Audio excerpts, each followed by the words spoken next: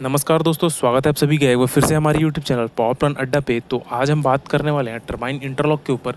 देखेंगे कि जो हमारा स्टीम टरबाइन होता है उसमें कौन-कौन से इंटरलॉक और प्रोटेक्शन दिए होते हैं और किस-किस पे हमारा स्टीम टरबाइन का ट्रिपिंग रहता है। ओके, तो समझेंगे इसके बारे में डिटेल्स में। तो बिना किसी देर के चलिए वीडियो को स्टार्ट करते हैं।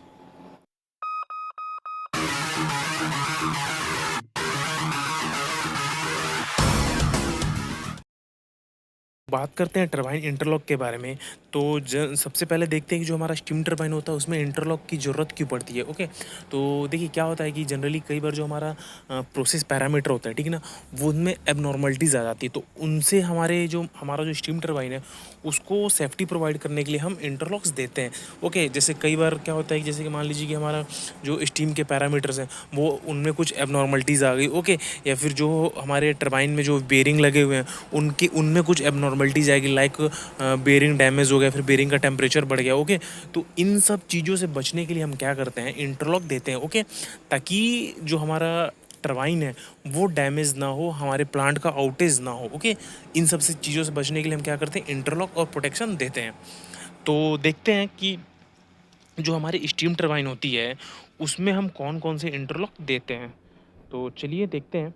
तो देखिए सबसे पहला इसमें हम जो दिया हुआ वो दिया हुआ बेरिंग वाइब्रेशन। ओके, तो क्या बोल रहा है कि probes are provided on almost every bearing for measuring bearing vibration sensor type displacement velocity और acceleration type and they trip the machine in case of high vibration एक क्रॉसेस स्पेसिफिक लिमिट। क्या बोल रहा है कि जितने भी हमारे बेरिंग लगे हो, ठीक है ना, फ्रंट में और रियर साइड में जितने भी बेरिंग होंगे उन सब पे हमें बेरिंग की वाइब्रेशन को मेज़र करने के लिए प्रोब लगा रहता है, ठीक है ना। बेरिंग वाइब्रेशन को मेज़र करने के लिए प्रोब लगा होता है। प्रोब किस टाइप का होता है, जो सेंसर होता है वो टाइप का उसका टाइप होता है, एक तो डिस्प्लेसमेंट टाइप, वेलोसिटी टाइप और एक्सेलरेशन टाइप, ठीक ना। 3 टाइप के होते हैं प्रोब। और ये क्या करते हैं कि जैसे ही आपका जो एक स्पेसिफाइड लिमिट होगा, ठीक ना, उससे जैसे ही क्रॉस करेगा वाइब्रेशन, तो उस सिचुएशन में वो क्या करेंगे, आपके टरबाइन को ट्रिप करवा देंगे। ओके, तो इसके बाद अगला क्या बोल रहा है, बेरिंग टेम्परेचर। ओके, तो इसमें क्या है, देखिए high temperature alarm and then trip.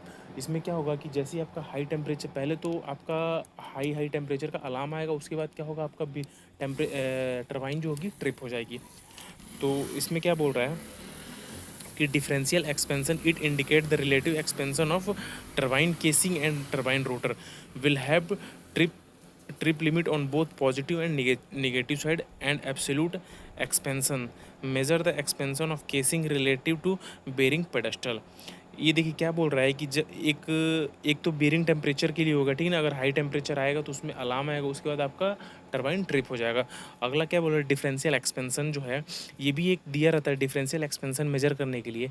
तो जो डिफरेंशियल एक्सपेंशन होता है उसमें हम क्या मेज़र करते हैं कि जो जब हम फर्स्ट टाइम लाइट अप मतलब टरबाइन को रोल करते हैं तो उसमें जो हमारा केसिंग का एक्सपेंशन होता है और जो रोटर का एक्सपेंशन होता है, ठीक ना, मतलब साफ्ट का, वो मतलब ज़्यादा नहीं होना चाहिए, ठीक ना, एक स्पेसिफाइड लिमिट तक होना चाहिए। बिकॉज क्या होता है कि जो हमारा रोटर है और मतलब रोटर पे हमारा मूविंग ब्लेड है और केसिंग में क्या है, फिक्स ब्लेड है, तो दोनों के बीच में ना मतलब ज़्यादा गैप नहीं होता, ठीक ना।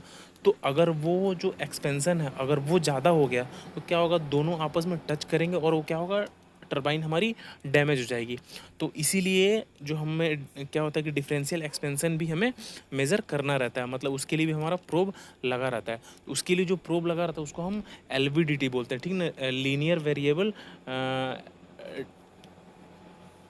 एलवीडीटी, तो लीनियर वेरिएबल डिफरेंशियल ट्रांसफॉर्मर, ऐसे कुछ रहता है एलवीडीटी, जो ये हमारा जो डिफरेंशियल एक्सपेंशन है उसको मेज़र करता है। ओके, अगर इसमें भी अगर आपका ज़्यादा मतलब ये पॉजिटिव और नेगेटिव दो वैल्यू दिखाता है, अगर ये पॉजिटिव रहा तो उस केस में भी हमारा टरबाइन ट्रिप हो जाएगा, और निगेटिव रहा तो उस केस में भी हमारा टरबाइन ट्रिप हो जाएगा। ओके, आगे बढ़ते हैं।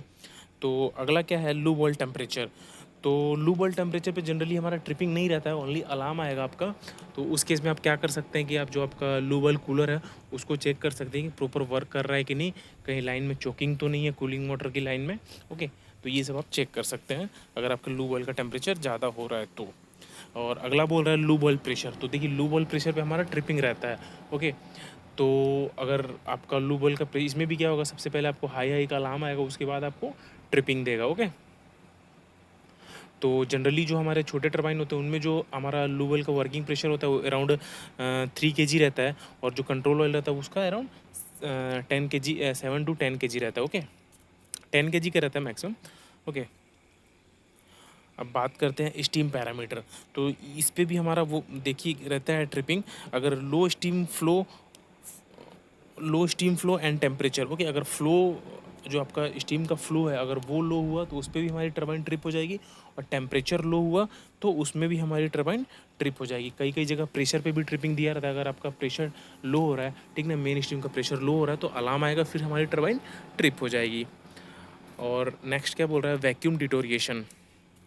देखिए वैक्यूम डिटोरिएशन इसमें क्या होगा, आपका जो आपका एग्जॉस्ट प्रेशर है, हाई एग्जॉस्ट प्रेशर, लो वैक्यूम ट्रिप। ओके, जैसे ही आपका मतलब वैक्यूम ड्रॉप होगा आपके कंडेंसर का, तो उस केस में भी आपकी टरबाइन ट्रिप हो जाएगी। तो वैक्यूम डिटोरिएशन, जैसे आपका वैक्यूम कम होगा तो उस केस में क्या होगा, जो हमारा स्टीम का फ्लो है वो कम हो जाएगा। स्टीम का फ्लो कम हो जाएगा तो जो हमारा एग्जॉस्ट का टेम्परेचर, एग्जॉस्ट हुड का, ओके, वो बढ़ने लगेगा। ओके, क्या होगा, वो बढ़ने लगेगा। और उसके बाद जनरली तो जो हमारा ये तो केस होने से पहले जैसे जैसे हमारा वैक्यूम लो होते जाएगा तो एक सर्टेन लिमिट के बाद आपका टरबाइन ट्रिप करवा देगा। ओके, जनरली ये केस आएगा नहीं कि आपका थोड़ा बहुत मतलब एग्जॉस्ट टेम्परेचर हाई होगा, उसके पहले ही हमारा जो टरबाइन है वो ट्रिप हो जाएगा। ओके, आगे बढ़ते हैं। हाई हॉटवेल लेवल, देखिए हाई हॉटवेल लेवल इसमें भी हमारा टरबाइन ट्रिप रहता है। क्यों? क्योंकि देखिए जैसे ही हमारा हॉटवेल लेवल बढ़ेगा तो क्या होगा कि जो मतलब जो हमारा वो है स्टीम है वो कंडेंस नहीं हो पाएगा, और क्या होगा कि वैक्यूम भी कम होने लगेगा। ठीक है, अगर हॉटवेल लेवल बढ़ेगा तो हमारा वैक्यूम भी कम होने लगेगा, तो इस केस में भी हमारा टरबाइन ट्रिप हो जाएगा। और हाई हॉटवेल लेवल से और क्या नुकसान है कि जो हमारा वाटर है, ठीक है ना, वाटर हमारे एलपी टरबाइन के ब्लेड तक जा सकता है। ओके, जिससे उस ब्लेड को डैमेज कर देगा। ओके, मतलब आपका अगर मॉइस्चर ज़्यादा हो जाएगा अराउंड जो टरबाइन की जो लास्ट ब्लेड्स होती हैं एलपी टरबाइन की साइड, उधर आपका मतलब 10 to 12% मॉइस्चर अलाउ रहता है। ओके, अगर उससे ज़्यादा मॉइस्चर है तो वो क्या करेगा, ब्लेड्स को डैमेज करेगा। तो हाई हॉटवेल लेवल पे ट्रिप रहता है। ओवर स्पीड, देखिए ओवर स्पीड में भी हमारी टरबाइन की ट्रिपिंग रहती है। ओके, तो जनरली देखिए इसमें दे रहा है कि 3 से 6 सेंसर लगे होते हैं, और अगर उसमें से कि 3 सेंसर में से 2 सेंसर ने भी बताया कि मतलब सेंस कर लिया कि टरबाइन ओवर स्पीड हो रही है तो वो ट्रिप करवा देगा।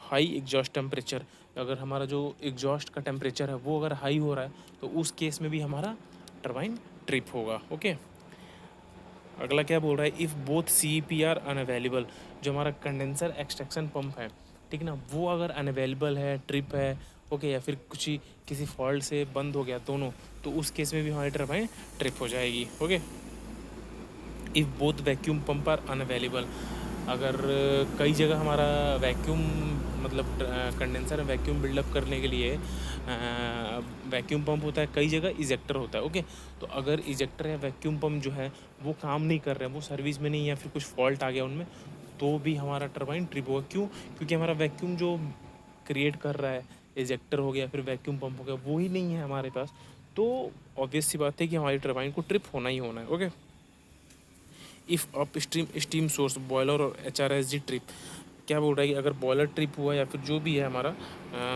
हीट रिकवरी स्टीम जनरेटर, अगर वो ट्रिप होकर स्टीम आनी बंद हुई उधर से ट्रिप हुआ तो भी हमारी टरबाइन ट्रिप कर जाएगी। Control hydraulic oil pressure operating the main steam stop and control valve low, जैसे मैंने पहले बताया कि हम अभी बात कर रहे थे लो ऑयल प्रेशर पे, तो जो हमारा कंट्रोल ऑयल प्रेशर अगर वो भी लो हुआ तो उस केस में भी हमारी टरबाइन ट्रिप कर